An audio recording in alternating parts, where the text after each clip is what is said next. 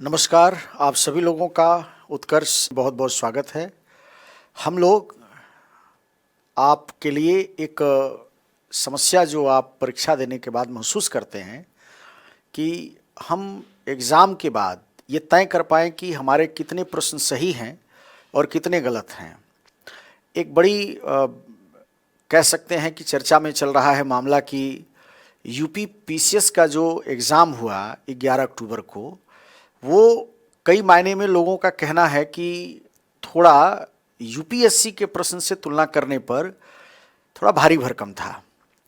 तो अब जब परीक्षा हो गई है और परीक्षा को लेकर के बहुत सारे विवादों में उलझने से ज़्यादा अच्छा है कि जो भी आपने परफॉर्मेंस दिया है आप उसका आकलन करें और उस आकलन के बाद यह तय करें कि आप आगे जो मुख्य परीक्षा होगी उसमें आप किस तरह से अपनी भूमिका निभाएंगे। क्योंकि प्रारंभिक परीक्षा का जो एक उद्देश्य होता है वो है कि बड़ी तादाद में जो लोग सिविल सर्विस की तैयारी करते हैं उनमें से मुख्य परीक्षा कितने लोग दे सकते हैं, इनको चुनना और उन्हीं लोगों के माध्यम से आगे के पद को सफलता की सूची बनाकर आवंटित करना। तो पहली बात तो ये कि ये आप नहीं अपने मन में बैठाएंगे कि यूपीएससी और यूपी पीसीएस के मानक में यूपी पीसीएस के परीक्षा ज़्यादा कठिन हो गए। हाँ, ये ज़रूर है कि जहाँ यूपीएससी की परीक्षा में आप 100 प्रश्न सही करने के लिए आपको दिया जाता है और आप उसमें 52, 53, 54 प्रश्न सही करते हैं, वहीं पर आपने देखा कि आपको यूपी पीसीएस में 150 प्रश्न दिए जाते हैं। लेकिन मैं इस बात को बहुत स्पष्टता से कह दूं कि जहाँ यूपीएससी के प्रश्न पूछने में प्रवृत्ति होती है वो ये है कि वो तथ्य और संकल्पना, फैक्ट और कंसेप्ट, इन दोनों का सामंजस्य कुछ इस तरह से बैठाते हैं कि बहुत आसानी से सीधे सीधे उत्तर नहीं मिलते हैं। या यूँ कह सके कि जब हम यूपी पीसीएस के प्रश्न पत्र को देखते हैं तो वहाँ पर आपको कंसेप्चुअल चीज़ें होती हैं, लेकिन वहाँ पर तथ्यात्मक जो समझ है आपकी उसके ज़्यादा प्रश्न पूछ करके आपसे यूपी पीसीएस में यह जानने का प्रयास किया जाता है कि आप कितना अधिक से अधिक बातों से परिचित हैं और आप कितना सही कर सकते हैं। इसलिए ये ज़रूर है कि यहाँ पर प्रश्न की संख्या ज़्यादा है और ये भी एक सत्य है कि यहाँ पर कट ऑफ भी ज़्यादा होगा। हाँ, ये भी एक सत्य है कि इसमें जो लोग थोड़े संतुलन से अपने प्रश्नों को सही किए, ज़्यादा से ज़्यादा जानकारी को इकट्ठा किए हुए थे और अगर वो थोड़ा व्यवस्थित होकर के परीक्षा हाल में अपने संयम का उपयोग किए, अपनी जानकारी का उपयोग किए, तो निश्चित तौर पर वो इस परीक्षा में सफल होंगे।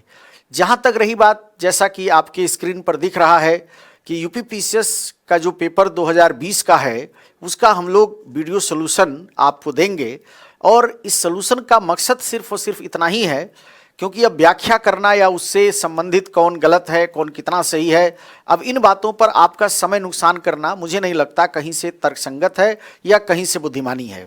हाँ, ये ज़रूर है कि जो भी मैं आपको उत्तर अभी व्याख्या के अंतर्गत या आपको जो भी उत्तर मैं बताऊंगा ये बहुत ही सावधानी, शोध के साथ, बहुत ही समझदारी के साथ, या यूँ कहें कि लंबे समय तक अध्ययन अध्यापन का जो परिणाम है उसके माध्यम से इसको बताया जाएगा।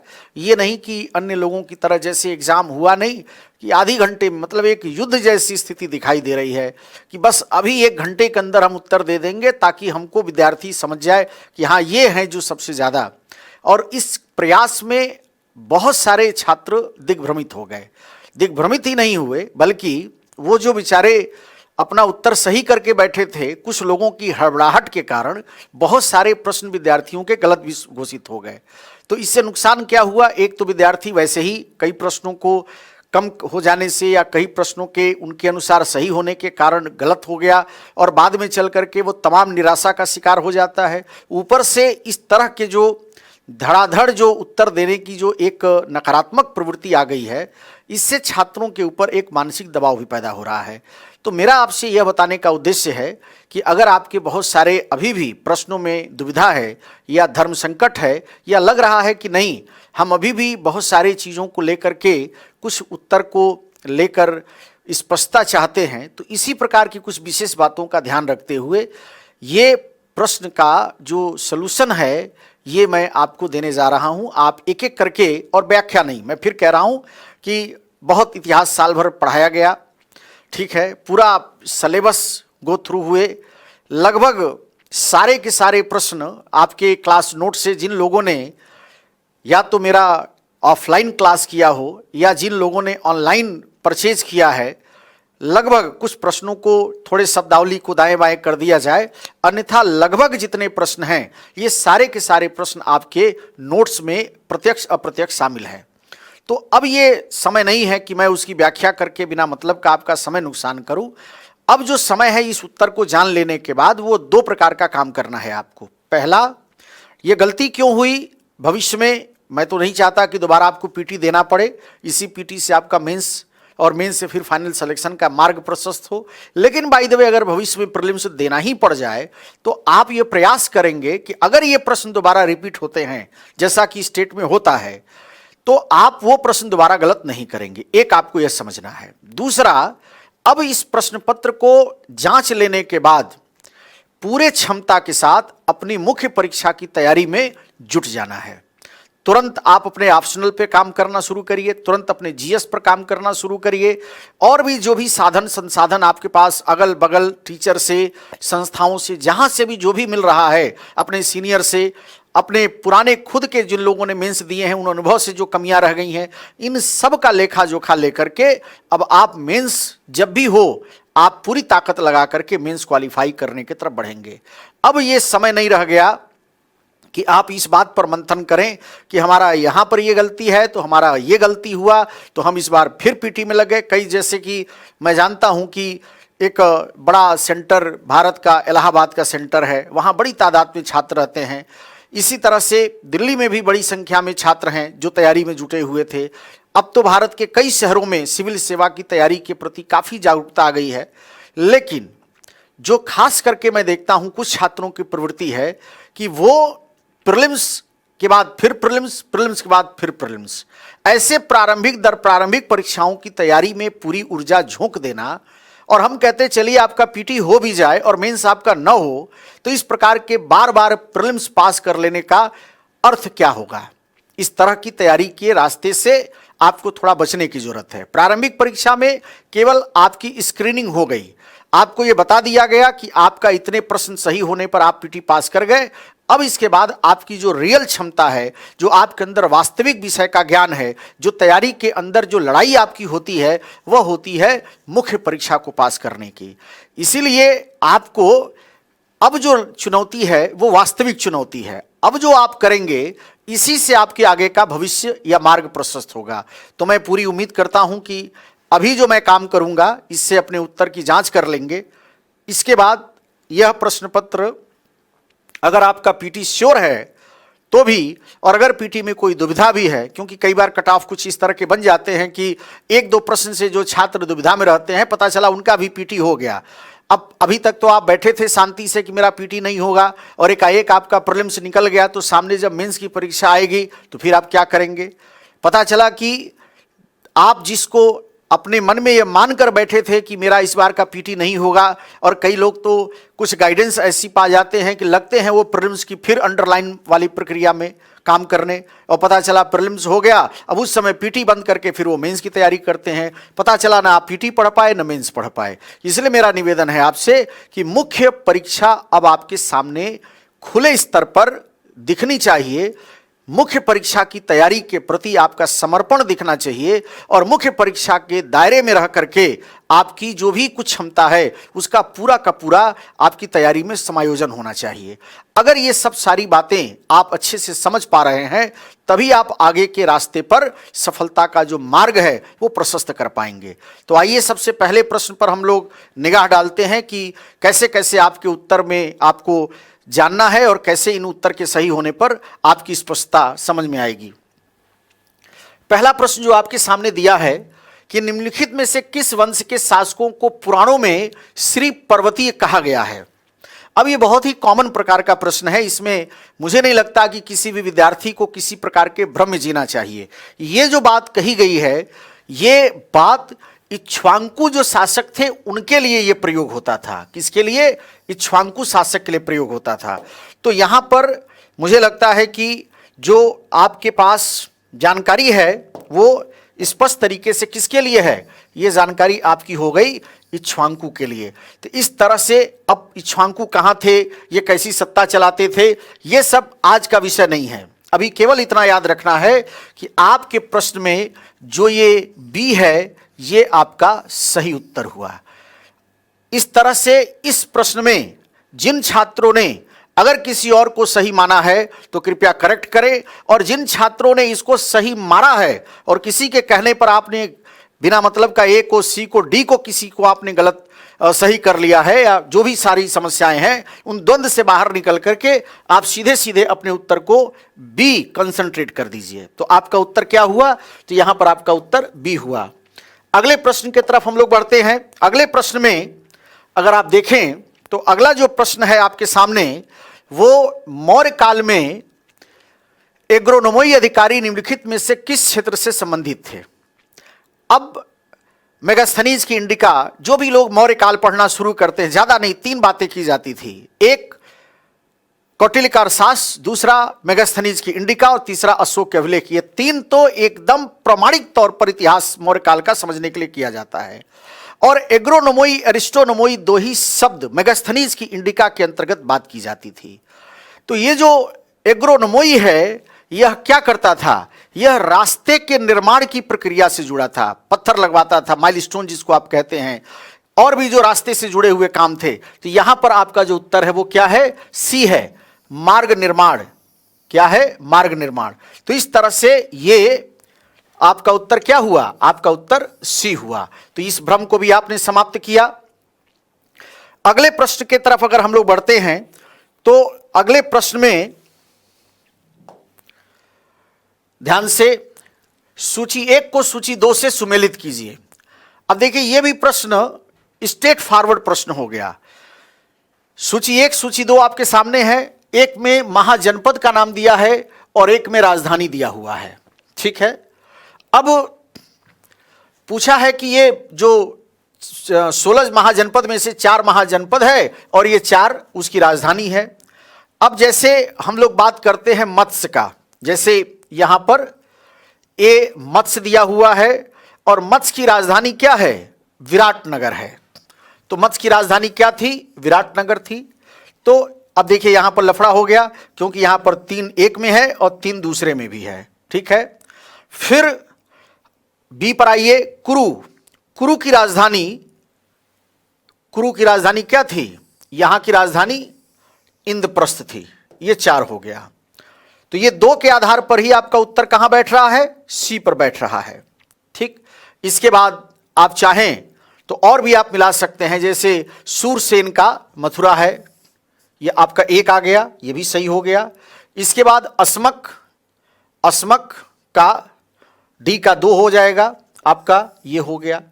तो इस तरह से आपकी जो चारों राजधानी हो गई, इस तरह से आपका उत्तर यहां पर क्या है, ये आपका उत्तर सी हो गया। तो आप यहां पर सी को सही करेंगे। किसको सही करेंगे, सी को सही करेंगे। अब अगले प्रश्न की तरफ हम लोग बढ़ते हैं। अगले प्रश्न में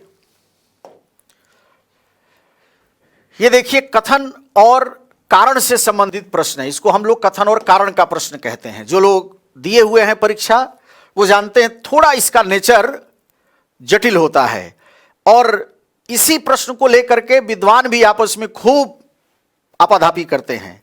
तो मैं जरा स्पष्ट कर दूं, पहले प्रश्न पढ़ लीजिए क्या है। लिखा है, हमें चोलों के विषय में उनके पूर्ववर्ती राजवंशों की अपेक्षा अधिक जानकारी है। आप जानते हैं कि चोल जो शासक रहे, इनका 2 बार आपको इतिहास मिलता है। एक मिलता है जब हम लोग बात करते हैं अशोक का, तो अशोक जब शासक है उस समय चोल चेर पांड्य सतीपुत्र का उल्लेख आता है। और दूसरी बार चोल की स्थापना विजयालय के द्वारा किया जाता है। तो कहीं ना कहीं जब दूसरे बार वाले चोल की हम लोग बात करते हैं तो उस चोल का इतिहास निश्चित रूप से उसके पहले के जो शासक रहे उनकी तुलना में हमको अधिक जानकारी प्राप्त होती है, इसमें कोई संदेह नहीं। तो इसका मतलब हुआ कि हमें चोलों के विषय में उनके पूर्ववर्ती राजवंशों की अपेक्षा, चाहे जो भी हो, उनसे ये जानकारी मिलती है।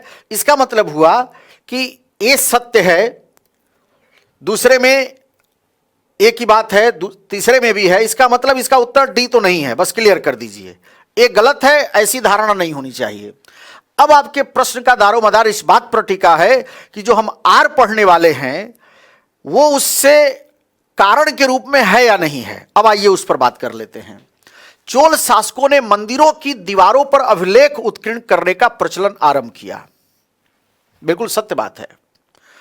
अगर आप चोल राजाओं के, जैसे आप जानते हैं चोल जितने भी, मैं नाम लेकर के विशिष्ट नहीं करूंगा, जितने भी राजा हैं उसमें कुछ राजाओं ने तो ऐसे ऐसे मंदिर बनवाए, उसमें उन्होंने स्वयं अपनी उत्कीर्णता करवाई, उस पर कुछ लिखवाए भी, और इस तरह से इनके बारे में जो जानकारी मिलती है जिनमें उनकी विजयों के ऐतिहासिक विवरण दिए जाते थे।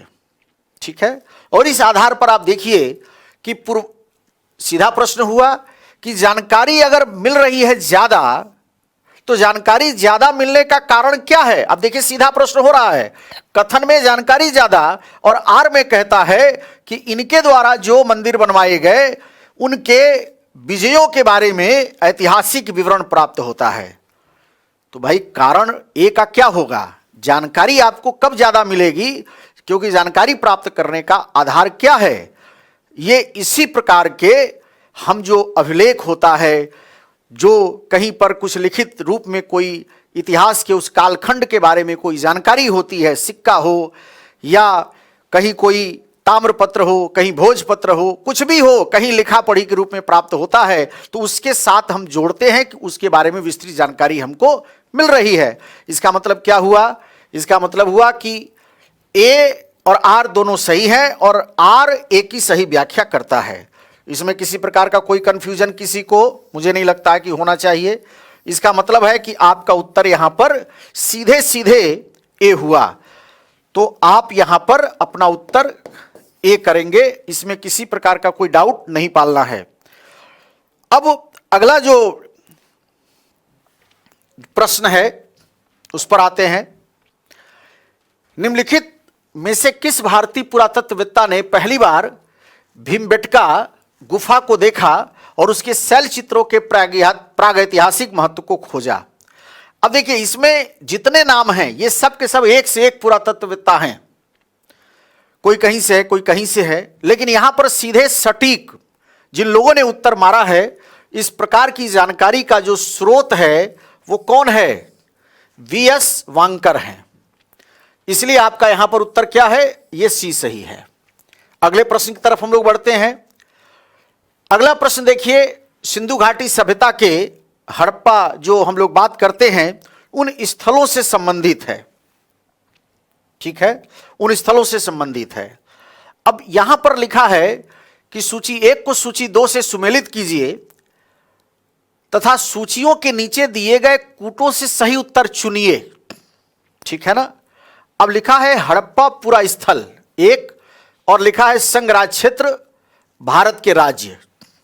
ठीक, अब इसमें देखिए विद्यार्थी को क्या करना चाहिए। अब कई लोग थे जो पूछ रहे थे, एक तो आप लोग इतने उत्साही हैं, अगर गलती से कहीं नंबर मिल जाए मेरा तो कोई 1:30 बजे रात को, कोई 2 बजे रात को, कई ऐसे महापुरुष थे जो रात को 4 बजे मैसेज मार दिए।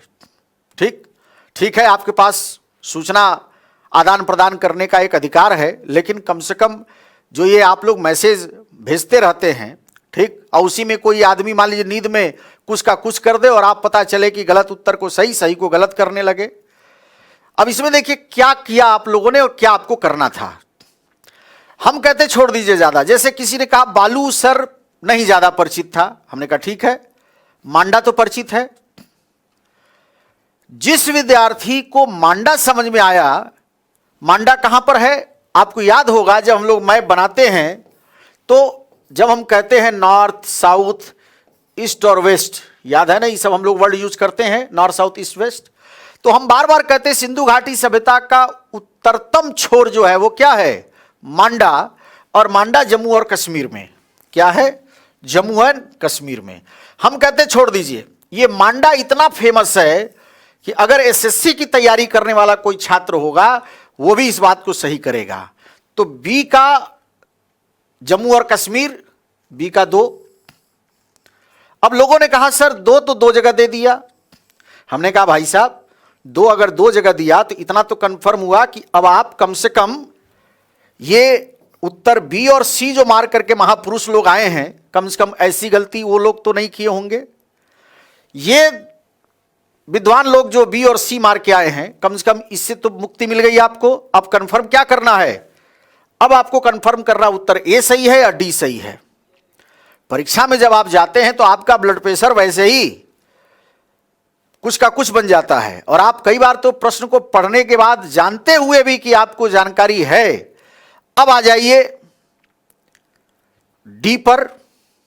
अब ध्यान दीजिए, हुलास भी आपका बहुत परिचित है, हुलास भी परिचित है। हुलास उत्तर प्रदेश में, कहां है? उत्तर प्रदेश में। मैं पांडरी बालू अगर नहीं भी पता है आपको, हुलास अगर पता है तो हुलास कहां है? यहां 1 पर है। तो 2 और 1 अगर ये आपको पता हो जाए तो आपका उत्तर यहीं से क्या तय हो गया? आपका उत्तर डी सही हो गया। अब इसके बाद मान लीजिए बालू आपको पता करना है, ठीक है, तो ए का 3 मिला लीजिए। यहां मुझे मालूम है, आपको नहीं मालूम तो आपका कंफ्यूजन है। मैं कह रहा हूं आपके हिसाब से भी अगर नहीं कुछ पता है मांडा वगैरह लेकर के, तो इतना तो कम से कम जानकारी है, ठीक। तो इस तरह से आपका जो डी है उसको आपने कंफर्म कर दिया, बी को आपने कंफर्म कर दिया। अब ए का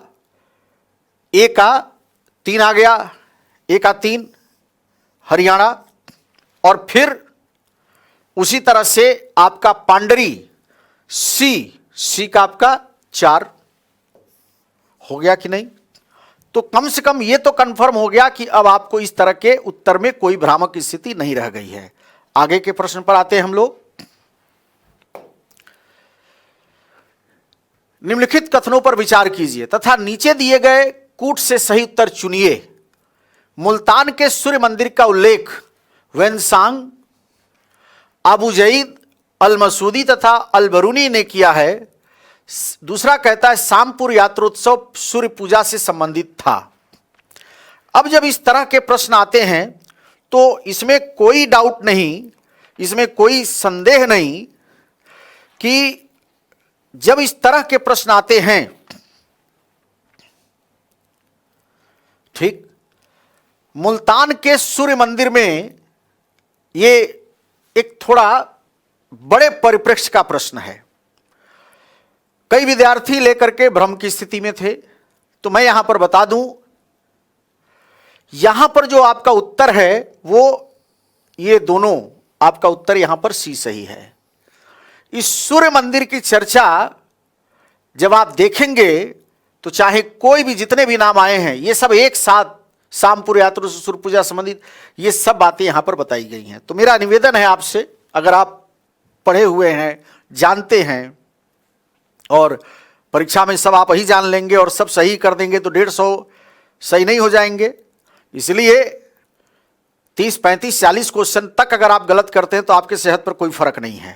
तो ये नहीं कि कुछ लोग सोच रहे होंगे कि बड़ा मेहनत से पढ़कर गए थे यार, कहां से कहां मार दिए।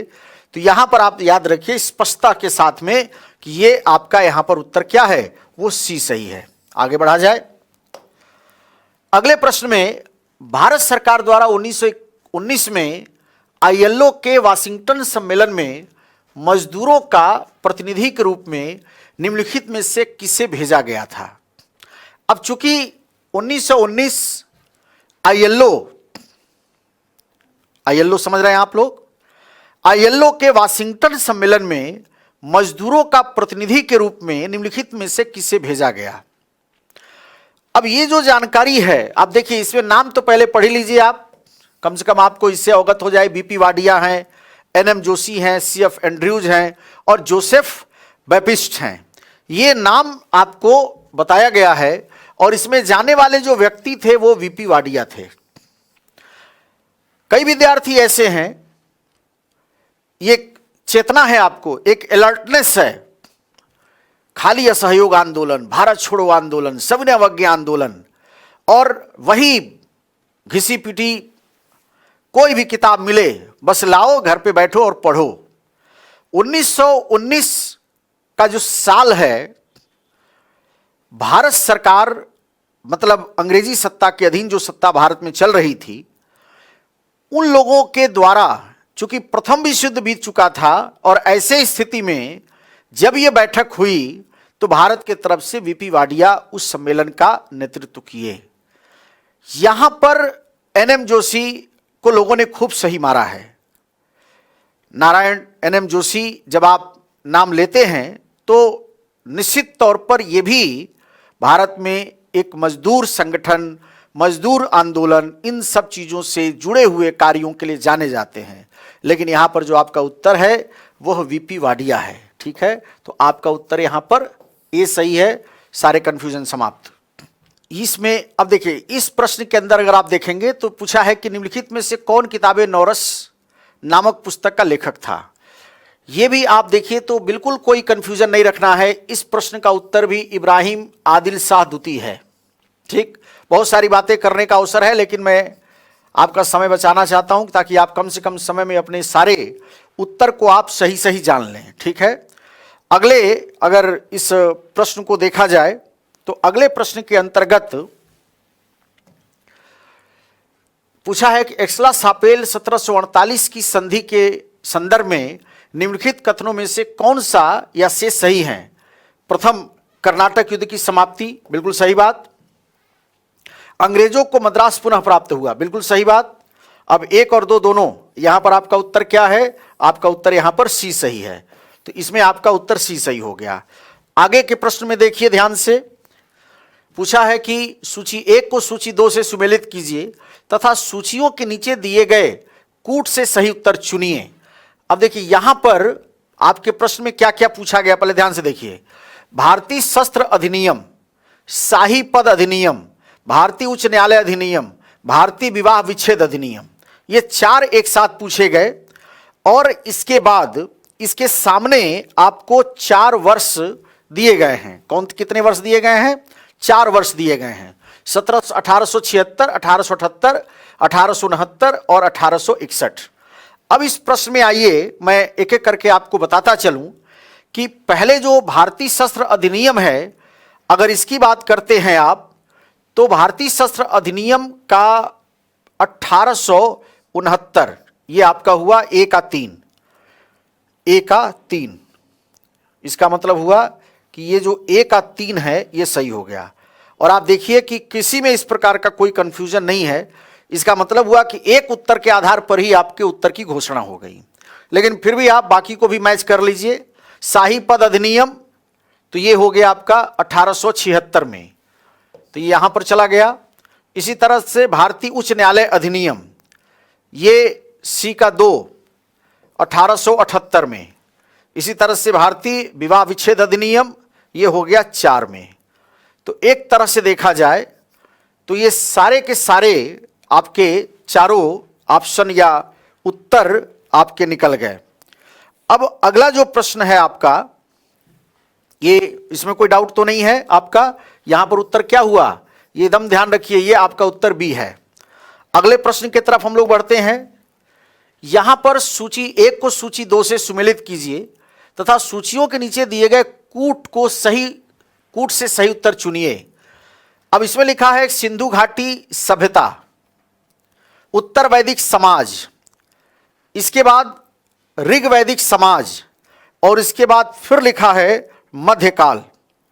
अब इसमें भी आपको ध्यान से समझना है कि लक्षण बताए गए, जैसे चारागाह, जमींदारी, कृषक और नगरीय, ये चारों जब आप उत्तर को छांटेंगे तो इसमें आपको ध्यान से समझना है। 4 आपके ऑप्शन है, 4 आपके साथ में जुड़े हुए, ये सूची 1 में और सूची 2 में है।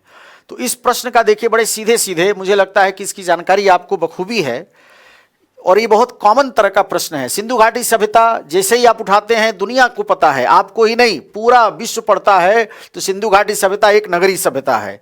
तो ए का 4, ठीक है। अब 2 जगह पे 4 लिखा हुआ है, ठीक है, 1 में भी और डी में भी है। फिर आ जाइए उत्तर वैदिक और ऋग्वैदिक समाज में। अब देखिए यहां पर जो विद्यार्थी थोड़ा धैर्य से पढ़ा, ऋग्वैदिक समाज में जो बात पढ़ते हैं हम लोग वो चारागाही ज्यादा है। वही उत्तर वैदिक समाज जब हम आते हैं तो वहां पर कृषक व्यवस्था बदल जाती है। ठीक है, चारागाही और कृषक मतलब धीरे धीरे भूमि पर विस्तार होता है। तो यहां पर आप देख पा रहे होंगे बी में आपको एक की तरफ जाना पड़ेगा। ठीक है, बी में अगर आप ध्यान से देख पा रहे हो तो बी का यहां पर सी में आप सब पहले सी में जाइए तो सी का उत्तर क्या हो जाएगा, तो सी का उत्तर यहां पर 1 हो जाएगा। तो यहां पर ए का 4 और सी का 1, इसमें तो कोई डाउट नहीं किसी को। बी का क्या है 3 कर दीजिए, तो बी का यहां पर 3 हो गया। और डी मध्यकाल जब आप देखते हैं तो जमींदारी व्यवस्था मध्यकाल की एक विशेष व्यवस्था के तौर पर थी, इसलिए आपको मध्यकाल जब आप जाएंगे तो यहां पर आपको वही धीरे धीरे बढ़ते बढ़ते क्या हो गया, जमींदार हो गया। तो देखिए इस प्रश्न के अंदर एक ट्रेंड भी है, थोड़ा कंसेप्ट भी शामिल कर दिया कि भारत में पहले नगरीय व्यवस्था थी, फिर चारागाही की बात हो रही है, फिर कृषक वाली बात आ गई और फिर जमींदारी की बात आ गई। तो इस आधार पर आपका उत्तर क्या हो गया, डी हो गया। तो इस प्रश्न के लिए बिना किसी कंफ्यूजन के आपका उत्तर क्या हो गया, डी हो गया। तो मुझे लगता है कि आपको इसमें कोई कंफ्यूजन अब नहीं रह गया होगा। अगले प्रश्न की तरफ हम लोग बढ़ते हैं। सिक्किम का भारत में विलय किसने किया? ठीक, अब भारत के कई विलय समय समय पर राज्यों के अधिग्रहण या इस तरह की क्रियाएं होती रही हैं, और चारों देखिए नाम एक से खतरनाक है। लॉर्ड हेस्टिंग्स है, लॉर्ड विलियम बेंटिक है, लॉर्ड डलहौजी है और लॉर्ड ऑकलैंड है। लेकिन जब आप उत्तर की तरफ आते हैं कि इसमें कौन सा उत्तर आपका सही है, तो सिक्किम का भारत में विलय किया गया वो लॉर्ड विलियम बेंटिक के समय किया गया। किसके समय किया गया? लॉर्ड विलियम बेंटिक के समय। तो ये आपका उत्तर कौन सा सही है? यहां पर उत्तर आपका बी सही है। इसी तरह से अगले प्रश्न की तरफ हम लोग बढ़ते हैं। निम्नलिखित नेताओं में से कौन द्वितीय गोलमेज सम्मेलन में भाग नहीं लिया था? ठीक है, अब यह प्रश्न भी देखिए बहुत आसान है, कोई इसमें खास बात नहीं, क्योंकि गोलमेज सम्मेलन का जिन लोगों ने वीडियो देखा है क्लास में हमारे, उनको मालूम है कि ये 3 लोग एकदम एक साथ दिख रहे थे, हंसते हुए मुस्कुराते हुए। गांधी जी तो है ही हैं साथ में, सरोजिनी नायडू भी साथ में है, मदन मोहन मालवीय भी हैं, डॉक्टर राजेंद्र प्रसाद इसमें शामिल नहीं है। ठीक है, तो एक तरह से इसका उत्तर क्या हो गया, डॉक्टर राजेंद्र प्रसाद हो गया। अगले प्रश्न की तरफ हम लोग बढ़ते हैं। फिर यहां पर देखिए एक अच्छा प्रश्न यहां पर निर्माण किया गया कि निम्नलिखित सूची 1 को सूची 2 से सुमेलित कीजिए तथा सूचियों के नीचे दिए गए कूट से सही उत्तर चुनिए। अब यहां पर देखिए जिस प्रश्न के अंदर अगर आप इसको ठीक से पढ़ेंगे तो भारत में 4 चीजें आपसे पूछी जा रही हैं। एक है जजमानी, जजमानी सीधा सीधा कोई डाउट नहीं। इसके बाद 12 बलूट, अब ये क्या है इस समय इसकी चर्चा करना बुद्धिमानी नहीं है। 12 बलूट ये आप चले जाइए 3 में। इसके बाद मिरासी की बात करिए तो मिरासी तमिलनाडु का शब्द है, यहां पर चले जाइए। और अडाडे जो शब्द है बस बचा हुआ है वो कर्नाटक में प्रयोग होता है। तो इस आधार पर आपका उत्तर क्या हो गया, इस तरह से आपका उत्तर डी सही हो गया। तो यहां पर आपको डी सही लगाना है। इसी तरह से अगले प्रश्न की तरफ हम लोग बढ़ते हैं। तो अगले प्रश्न के अंदर यहां पर ध्यान दीजिए, सूची 1 को सूची 2 से सुमेलित कीजिए तथा सूचियों के नीचे दिए गए कूट से सही उत्तर चुनिए। अब यहां पर एक तरफ पुस्तक का नाम दिया हुआ है और यहां पर लेखक का नाम दिया हुआ है। अब देखिए यहां पर भी बड़ा मतलब सामंजस्य, कुछ नहीं याद है, अगर आपको कुछ भी दिमाग में नहीं आता है, जैसे India wins freedom Maulana Azad की किताब हो गई, ठीक है, गीता रहस्य बाल गंगाधर तिलक का हो गया। जरा इसी 2 पर कुछ निर्णय लीजिए। बी का 2 कितने में सही है? बी का 2 केवल गीता रहस्य बाल गंगाधर तिलक, ये 2 ठीक, और 2 का लफड़ा किसी में नहीं है। चलिए नहीं उससे क्लियर होला इंडिया विंस फ्रीडम, जरा डी से मिलाइए। बी का 4, सॉरी ये 4 है 2 नहीं, इसको यहां से खत्म करिए। ये गीता रहस्य बी जब हम कह रहे हैं तो गीता रहस्य बाल गंगाधर तिलक 4 में है, तो बी का 4। अब ये 4 2 जगह है, ध्यान दीजिए, यहां पर भी है यहां पर भी है। चलिए इंडिया विंस फ्रीडम से निर्णय ले लेते हैं। इंडिया विंस फ्रीडम मतलब डी का 2, तो डी के 2 पर आते हैं तो यहां पर आपका ये मिलता है। मुझे लगता है कि इसी के आधार पर आपका उत्तर घोषित हो गया। बाल गंगाधर तिलक ने जब ये किताब लिखा था, अगर इसको आप पढ़ेंगे तो इस किताब को इतनी इसकी महत्ता थी, इतना था कि एक बार इनका ऑपरेशन हो रहा था और डॉक्टर ने इनको कहा कि आपको बेहोश करना पड़ेगा। तो इन्होंने कहा मुझे बेहोश मत करो, मेरा पुस्तक लाओ गीता रहस्य, मैं उसको पढ़ता रहूँगा और मुझे मालूम है कि उसमें एक एक शब्द को लिखते समय मैंने कितने विचार और मंथन किया है। तो अगर आप इस किताब को मुझे पढ़ने देंगे तो आप ऑपरेशन करते समय, मुझे पढ़ने में इतनी गंभीरता है और मैं इतना उसमें डूब जाता हूँ कि इसके अलावा मेरे साथ क्या होगा मुझे कुछ मालूम नहीं पड़ेगा। और इस तरह से गीता रहस्य के साथ इतनी बड़ी ऐतिहासिक घटना जुड़ी हुई है। तो मुझे लगता है कि आपका उत्तर भी यहाँ पर क्लियर हो गया। तो जिन लोगों ने इसको देखा उसको हटा लीजिए। तो आपका उत्तर यहाँ पर क्या है, वो यहाँ पर उत्तर ए सही है। अगले प्रश्न की तरफ हम लोग बढ़ते हैं। निम्नलिखित में से किसने 1755 में डिंडीगुल मैसूर में एक आधुनिक शस्त्रागार की स्थापना की थी? तो बिना किसी संदेह के हैदर अली ने किया था। चूंकि फ्रांसीसियों की मदद से इस काम को हैदर अली ने किया था, तो इसमें कोई डाउट नहीं। अगले प्रश्न की तरफ बढ़ते हैं हम लोग। निम्नलिखित ग्रंथों पर विचार कीजिए और उनको काल क्रमानुसार व्यवस्थित कीजिए। अब देखिए इसमें कौन कौन सी किताब लिखी है। फतवा ए जहांदारी, ठीक है, फतवा ए जहांदारी, तबकाते नासिरी, किताबुल हिंद और पृथ्वीराज रासो। अब ये चारों जो किताब आपके सामने लिखा जा रहा है या इसको बताया जा रहा है, इसको अगर आप ठीक से देखेंगे तो सबसे पहले अगर आप इसको देखेंगे तो इसमें ये 3 नंबर वाली जो किताब है ये पहले है, अलबरूनी की। दूसरा अगर आप देखेंगे इसके बाद तो पृथ्वीराज रासो है, ठीक है ना। तो 3 के बाद 2, सबसे पहले 3 आया, यहां पर 2 है। इसके बाद फिर तबकाते नासिरी, ये 4। तो 3 हो गया, 2 हो गया, फिर 4 हो गया और फिर अंत में फतवाए जहांदारी है। तो इस तरह से आपको ये चारों किताबें हो गई। इस तरह से इसका उत्तर क्या है, आपका उत्तर यहां पर डी लगेगा। तो बिना किसी संदेह के आपका उत्तर डी सही है। अगले प्रश्न की तरफ हम लोग बढ़ते हैं। 1687 में जब औरंगजेब ने गोलकुंडा किले पर अधिकार किया, उस समय गोलकुंडा का शासक कौन था? ठीक, आप लोग नाम सुने हैं, ठीक। यहां गोलकुंडा के किले के ऊपर चढ़ करके पूरे गोलकुंडा को समझा गया है। और जो लोग हमारे साथ जुड़े हैं फेसबुक पर, वो जानते हैं कि उस किले के एक एक कोने का फोटो आप तक पहुंचा दिया गया था। तो गोलकुंडा का किला भारत के किलों में, मजबूत किलों में एक किले का नाम गोलकुंडा का किला भी है, ठीक है। और यहां पर साफ शब्दों में आपको समझ में आ रहा होगा कि इस पर किसका नियंत्रण हुआ। 1687 में औरंगजेब ने गोलकुंडा किले पर अधिकार किया। उस समय गोलकुंडा का शासक कौन था? ठीक, अब आपका प्रश्न आकर के अटक गया। अब चारों मैं नाम पढ़ देता हूं ताकि आपको इसमें कोई थोड़ा दिमाग आए। एक है अबुल हसन कुतुब शाह, दूसरा सिकंदर आदिल शाह, तीसरा है अली आदिल शाह सेकंड और चौथा है शाइस्ता खान। अब जब इसको आप पढ़ते हैं तो अबुल हसन कुतुब शाह, ठीक है, इस किले को कौन नियंत्रण में रखा था? अबुल हसन कुतुब शाह। और इसी से 1687 में किसने जीता? औरंगजेब ने जीता। और भी बहुत सारा इतिहास है, लेकिन आप यहां पर पहले ए को सही मानिए। अगले प्रश्न की तरफ बढ़ते हैं हम लोग। निम्नलिखित कथनों में से कौन सा या से सही है? अकबर ने लड़कों और लड़कियों के विवाह की आयु निर्धारित करने का प्रयास किया। अकबर ने लड़कियों को अभिभावकों के दबाव से अलग स्वयं की इच्छा से विवाह करने की स्वतंत्रता दी थी, ठीक है।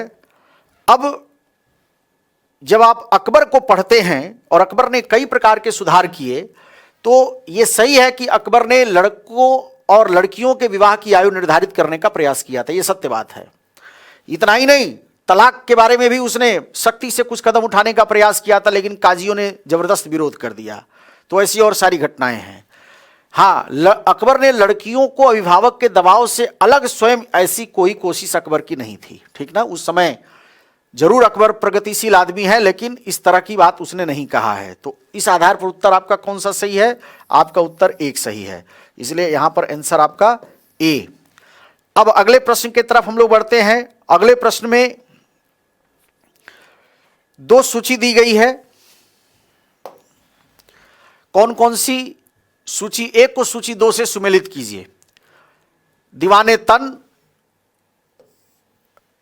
फिर है मुस्तारफी, फिर है मुशरिफ और वाकिया नवीस। और इधर कार्यालय को संभालने के लिए प्रमुख घटनाओं और फरमानों को सूचीबद्ध करना, जागीर व वेतन को देखना, राज्य की आय व्यय का निरीक्षण करना। अब इस प्रश्न में जब आप जाएंगे तो यहां पर फिर आप सावधानी से पढ़िए। दीवाने तन जो है, ये दीवाने तन ये जागीर व वेतन को देखता था। तो ये हो गया आपका, अच्छा इसमें थोड़ा स्टाइल बदल दिया, चलिए ये 1 का 3 हो गया। अच्छा 1 का 3 देखिए, इसी पर आपका पूरा उत्तर निकल गया, कुछ करने की जरूरत नहीं पड़ी। लेकिन फिर भी हम बाकी को देख लेते हैं कि बाकी क्या है। बी मुस्ताफी, ये जो है ये राज्य की आय व्यय का निरीक्षण करना, बिल्कुल सही है। इसका मतलब ये भी आपका सत्य है यहां पर भी। फिर सी मुशरिफ, ये कार्यालय को संभालने के लिए। और वाकिया नवीस ये 2 से। तो इस तरह से आपका उत्तर यहां पर कौन सा सही हो गया? आपका उत्तर यहां पर बी सही हो गया। ये आपका उत्तर हो गया। आगे के प्रश्न में देखते हैं हम लोग, निम्नलिखित में से कौन सा सही सुमेलित नहीं है? अब देखिए, पहला यह प्रश्न है जो नहीं पर आधारित है और इसमें बहुत सारे लोगों ने गलती किया है। तो इस प्रश्न को भी अगर हम लोग एक बार देख लें को किस तरह की भाषा इसमें अपनाई गई है, तो प्रश्न में ध्यान से देखेंगे कि क्या क्या चीज इसमें शामिल है। बाकी सब सही है, जैसे शेख मुद्दीन चिश्ती का दरगाह कहां पर है? अजमेर में है, खानका यहीं पर था। इसके बाद शेख बुरहानुद्दीन गरीब, ये कहां पर थे? तो शेख बुरहानुद्दीन गरीब की जब बात करते हैं आप, तो ये दौलताबाद में थे, ये सत्य है, ये भी सही, ये भी सही। शेख मोहम्मद हुसैनी, ये गुलबर्गा में, ये भी सत्य है। शेख निजामुद्दीन औलिया, इनका दरगाह दिल्ली में है और इसमें क्या लिख दिया? मुल्तान लिख दिया। तो ये सही नहीं है। तो आपका उत्तर यहां पर क्या हो गया? यहां पर आपका उत्तर हो गया डी। अगले प्रश्न की तरफ बढ़ते हैं हम लोग। अगला प्रश्न बहुत बढ़िया प्रश्न है, क्योंकि इसको लेकर के सबसे ज्यादा फोन आया। इस प्रश्न को लेकर के सबसे ज्यादा उहापोह है, सबसे ज्यादा इस मामले को लेकर के लोग परेशान हैं। इसमें पूछा है कि निम्नलिखित में से किस मुगल कालीन नहर का फिरोज शाह की रजवाह को पुनर्जीवित करके किया गया? अब चूंकि आप जानते हैं कि फिरोज शाह तुगलक ने नहर निर्माण पर बहुत ज्यादा बल दिया था, ठीक है, और मैं चाहता तो हूं कि सारे नहरों के बारे में बताऊं, लेकिन अभी इस तरह के काम करने से कोई फायदा नहीं है। जब फिर कभी चर्चा का दौर आएगा, फिर नहरों पर बात कभी करूंगा तो इस पर विस्तार कर दूंगा। तो शाहजहां, अब देखिए इसमें कहां टेक्निकल पहलू है। कई जगह मैंने देखा कि कई लोगों ने उत्तर मार दिया, लगा दिया स्टार की नहीं मालूम है, और उसको लेकर के विद्यार्थियों के मन में और भ्रम की स्थिति आई है। ये जो नहर विहिस्त है, शाहजहां जब राजधानी का परिवर्तन किया है आगरा से दिल्ली, तो उसने, चूंकि अकबर का एक बड़ा खतरनाक अनुभव था उसके पास, और अकबर का खतरनाक अनुभव यह था कि जब अकबर शासक था तो वो भी राजधानी को आगरा से, आप जानते हैं, फतेहपुर सीकरी ले जाने का निर्णय लिया था। वहां पर उसने बहुत सारी चीजों का डेवलपमेंट भी कराया, बहुत सारी चीजें बनवाया भी, लेकिन बाद में पानी के अभाव के कारण उसको राजधानी शिफ्ट करना पड़ा। कहां से? आगरा, फतेहपुर सीकरी से फिर आगरा लाना पड़ा। इसीलिए शाहजहां के समय जब राजधानी का परिवर्तन हुआ, मैं इसकी व्याख्या कर दूं ताकि आपके मन में भ्रम न रहे। जब राजधानी का परिवर्तन किया गया है तो उस समय जो भी पुरानी नहरें थी उनका जांच पड़ताल किया गया कि किस तरह से इन नहरों को इस तरह का बनाया जाए कि अगल बगल से इन सब संसाधनों की स्थिति बनी रहे। इसीलिए जो रजवाह जिसको हम कहते हैं, ये आप देखेंगे अगर पढ़ेंगे इसको तो सतलज नदी से लेकर के और ये घग्गर नदी के बीच में था। कहां से कहां के बीच में? घग्गर नदी के बीच में था। इसी को रजवाह के नाम से जाना जाता था फिरोज शाह तुगलक के काल में। और शाहजहां के द्वारा जब इसको व्यवस्थित किया गया तो नहर विहिस्त के नाम से इसकी ऐतिहासिक महत्ता है। बाद में इसके नाम का परिवर्तन भी हुआ है, लेकिन यहां पर आपका उत्तर क्या है? सी सही है। तो इसको लेकर के कोई भ्रम नहीं। ठीक, बिना कारण के किसी बात की व्याख्या नहीं समझ में आ सकती है। हर के पीछे का कुछ न कुछ अपना अर्थ होता है। तो राजधानी परिवर्तन की घटना और तमाम सारी घटनाओं को जब आप जोड़ेंगे तो आप देखेंगे कि जो आपका रोहतक वगैरह का क्षेत्र था, फिर कैसे कैसे उसका विस्तार किया गया, ये सब इसके साथ जुड़ी हुई बात है। तो इसको लेकर के है। अगले प्रश्न में आइए। नीचे दो कथन दिए गए हैं जिनमें एक को कथन और दूसरे को कारण कहा गया। ब्रिटिश सरकार ने, कथन देखिए, फिर कथन और कारण का प्रश्न है। ब्रिटिश सरकार ने भारत के अलग अलग भागों में भू राजस्व की अलग अलग व्यवस्था लागू की थी। ठीक है, लागू की थी। ब्रिटिश सरकार ने भारत के अलग अलग भागों में भू राजस्व की अलग अलग व्यवस्था लागू की थी। ये सत्य बात है, क्योंकि रैयतवाड़ी, महालवाड़ी, जमींदारी, ये तीनों सेटलमेंट अंग्रेजों के द्वारा अलग अलग क्षेत्रों में किया गया। इससे भारतीय किसानों में अलग अलग वर्ग बन गए। ठीक, अब इस प्रश्न के अंदर देखिए कि क्या ये प्रश्न कहना चाहता है।